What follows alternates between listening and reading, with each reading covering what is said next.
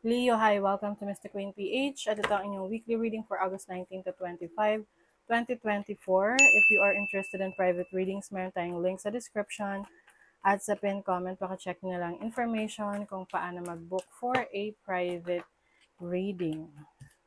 Okay, let's see.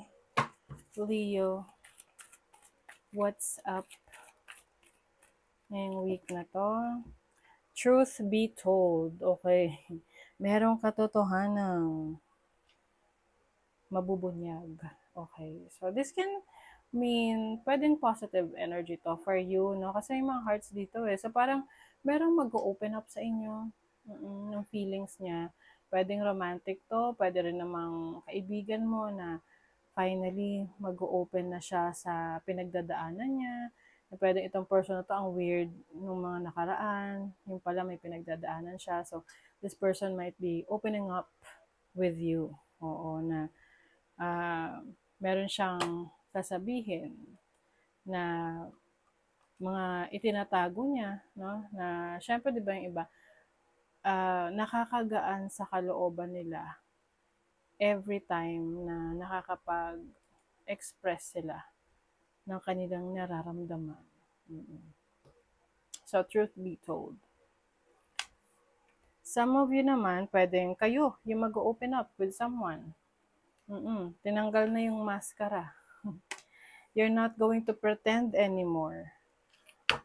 You are opening up.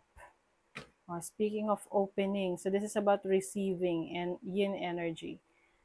So maaring you are open to receive like information or anything na, yung iba, you are becoming more creative, mas nagiging sensitive ka sa nararamdaman mo, lalo na sensitive sa nararamdaman rin ng iba. You also have a message in a bottle, o may message talaga. Maaring there is someone who is parang ano siya, suppressed feelings or suppressed emotion. Na finally ilalabas na, let go na. And someone is willing to listen, merong handang makinig, magbigay ng payo, makisimpatya. So, yung maaring magkakaroon ka ng heart-to-heart talk with someone. This can be anyone, family member, loved ones, no? Or a friend. Your overall energy is the 9 of Cups. Oh, this is happiness. Leo. So, this week, you will experience happiness, especially na yung nakagaan sa kalooban mo, no? Yung mga bagay na sinusuppress mo sa sarili mo. This is also fulfillment in your wishes. Maaari rin ngayong week na to, may mga parties, events na pupuntahan ka, celebration, that you will enjoy. Your challenge is the Knave of Wands. So, ngayong week na to, iwasang madaliin ang mga bagay-bagay, no? O iwasang magmadali. Kahit saan pa yan. Sa pagdadrive, sa pagpasok sa relationship, sa pagdedesisyon. Kasi pwedeng meron kang decision na magawa na dahil minadali mo, hindi maging maganda yung resulta para sa'yo. Okay?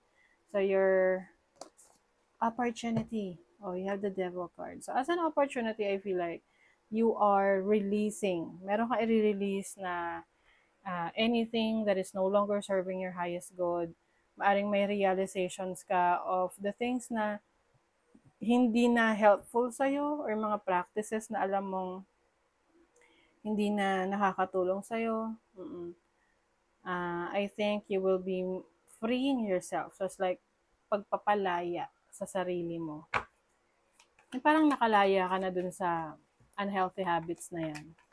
Whatever that is. Kasi iba-iba naman yan para sa lahat sa inyo, no? So yung iba, alam mo na nasa unhealthy or toxic relationship ka.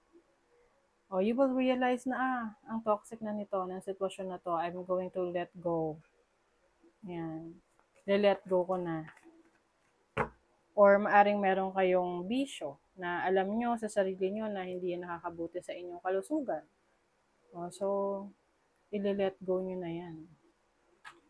Your blessing is, the magician. The magician is someone who is in control. Okay? So, maaring you are taking back your power, Leo, na nasa sayo ulit yung control over yourself. Kasi maaring iba sa inyo, nagpa-control kayo sa ibang tao. So, ngayon, you are reclaiming your power. Oo. And as a blessing, marami kang mga ima-manifest na maaring matupad ngayong week na to. You also have a lot of skills, knowledge, talents na madidiscover ngayong week na to. Okay, your money, career, finances. Wow, you have the Star and then the Three of Cups. Meron kayong achievement sa career, sa work, sa business, and in your finances na mapapacelebrate ka talaga. Maaring lalabas ka with your family.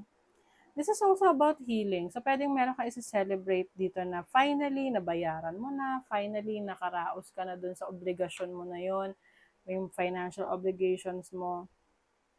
And now you are celebrating. Let's say, for example, finally, nabayaran mo na yung bahay, nabayaran mo na yung sasakyan, kung ano man yung mga loans mo, nabawasan. So, you will feel good about it. Meron din ritong pagpapalawak ng network, ng connection, that is going to be very helpful in your career, in your finances. So, take advantage of that. Sa love life naman, you have the Six of Wands and the Judgment card. So, may freedom dito for you. So, yung iba, merong pagbabago, no? With the Judgment card na nangyayari sa inyong relationship. No? If you are in a relationship right now, you have a lot of realizations na kailangan mong i-let go para maging successful yung relationship mo with your person. Pwedeng may nagbabago rito for the better para sa relationship, no? Na kung meron kang unhealthy habits or yung person mo may unhealthy habits, nangangako siya na ayusin na niya, no? Kasi may Six of Wands dito which is about success. Oo. If you are single, I see you na mas magiging very popular or meron mga taong magkakaroon ng interest sa'yo. Okay? But I think mas magiging mataas yung standards mo. You will not settle for anything less than what you deserve. Okay? You also have the key. So, ito ay solusyon sa mga problema. Oo. So, magagawan mo na ng paraan kung ano man yung kailangan mong ayusin for this week. Whether that is your career, your finances, your relationships, or para sa sarili mo. Birch rod. Oo, maaring meron ditong some sort of conflict, no? Or parang drama na maaari kang ma-experience with someone.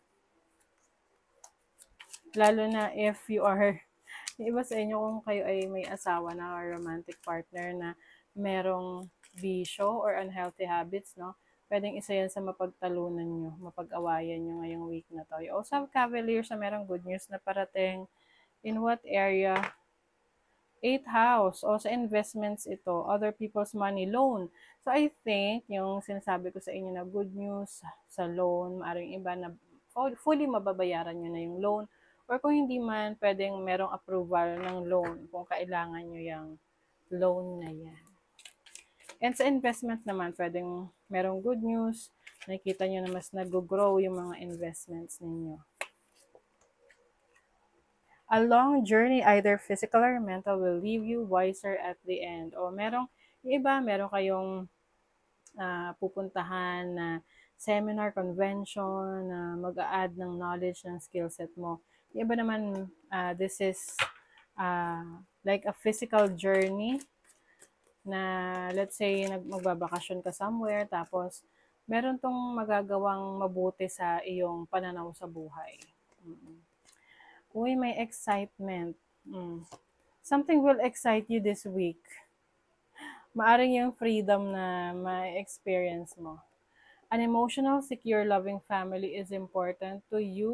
Ayan. So, mas magpo-focus ka rin sa mga mahal mo sa buhay, sa family mo, being able to provide for your loved ones. ascension. You are awakened to your soul's potential. So, nare-realize mo na talaga yung power mo ngayon. You know what you want, and you will go after what you want. Practicing self-love, self-care. Time to celebrate you and all your magnificent light. So, di ba, like what I mentioned kanina, merong celebration for you. This can be anything. Alam niyo, pwede naman tayong mag-celebrate kahit walang okasyon. Di ba?